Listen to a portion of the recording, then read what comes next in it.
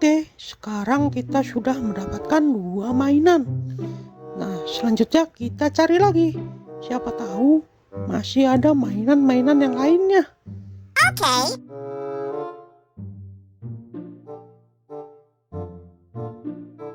Wah, kok kayak ada gempa ya? Tuh, kok bergetar ya? Tuh, bener kan? Gempa ini.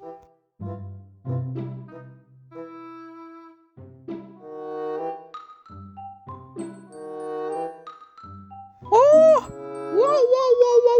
wow. Lihat teman-teman, di balik pohon itu ada mainan yang super besar. Ayo kita coba dekatin ke sana. Widih, keren itu, mainannya besar sekali. Mainan apa ya?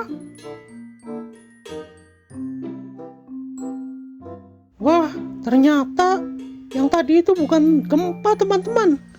Ternyata getaran tadi itu disebabkan oleh mainan ini teman-teman. Mainan Attack on Titan. Widih, mantap. Gimana caranya kita membawa mainan ini ya? Oh no! Wah, itu ada tombol teman-teman. Coba kita pencet.